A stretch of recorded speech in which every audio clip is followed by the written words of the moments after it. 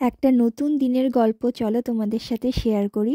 আর এখন সকাল হতে হতেই ভালো ওয়েদার থাকলে এই রান্নাঘরে সুন্দর সূর্যের আলোটা এসে পড়ে। তো সকাল সকাল আজকে আমি সিদ্ধ ভাত রান্না করব, কারণ রান্না করে একটু বেরোনোর আছে। তো সেই জন্য আজকে আর বেশি কিছু রান্না করার সময়ও নেই। আর মাঝে মাঝে এরকম সিদ্ধ ভাত খেতে তো ভালোই লাগে, আর বিনিও ভীষণ ভালোবাসে।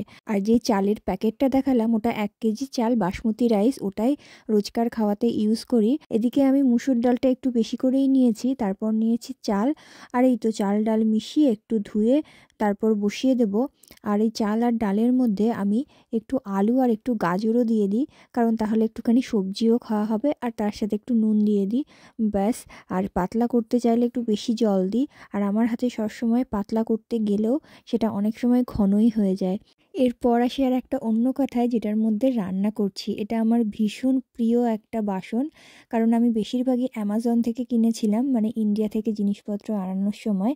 যদিও বিভিন্ন সাইজের কিনেছিলাম, কিন্তু এইটা হচ্ছে সব থেকে আমার প্রিয় আর সব থেকে কিউট লাগে।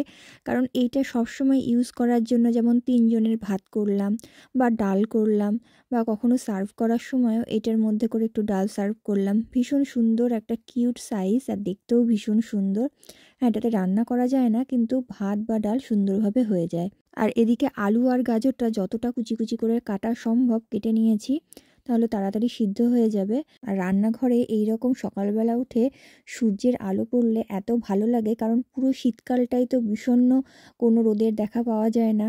মাঝে মাঝে হয়তো কোনো দিন রোদ উঠলো, কিন্তু এই গরমকাল আসতেই এত সুন্দর রোদ দেখতে পেলেই না ভীষণ ভালো লাগে। আর এই উইকেও ওয়েদারটা বেশ ভালো থাকবে দেখাচ্ছে।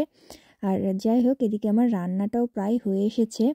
এখন আমি এই ওভেনের উপর বসিয়ে রেখেই ঢাকা দিয়ে রাখবো। তাহলে কি হবে, বন্ধ করলেও যেহেতু এই ইন্ডাকশানগুলো গরম থাকে, তো সেই জন্য গরমে গরমে অনেকটা যেহেতু জল আছে সেটা আর কি কমে যাবে। আর এদিকে রান্নাবান্না করে চলে এসেছি দোকানে, কয়েকটা জিনিস কেনার ছিল। আর দোকানে আসলে একটা জিনিস কিনতে এসে 10টা জিনিস দেখা, এটা তো অভ্যাস। এই গাছটা দেখো কি সুন্দর, মনে হচ্ছে যেন অরিজিনাল গোলাপ ফুটে আছে।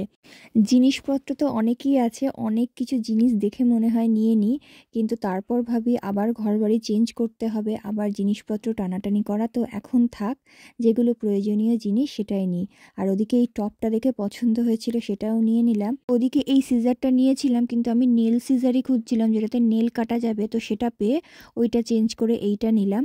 সবই আর কি খুঁজে খুঁজে বের করতে হয়, এক এক দিকে এক একটা থাকে। আর এই টয় সেকশনে যাওয়ার পথে দেখছি এই ঘাড় নড়া এই কুকুরগুলো রাখা আছে, যেগুলো আর কি ব্যাটারি দিলে ঘাটটা নড়তে থাকবে। যাকে আমার জিনিসপত্র নেওয়া হয়ে গেছে, এবার বিল করব। আর এখানে টাইম পাস করে লাভ নেই, বাড়িতে গিয়ে অনেক কাজ। চলো তাহলে দেখা হবে নেক্সট আর একটা ভিডিওতে। আজকের মতো টাটা।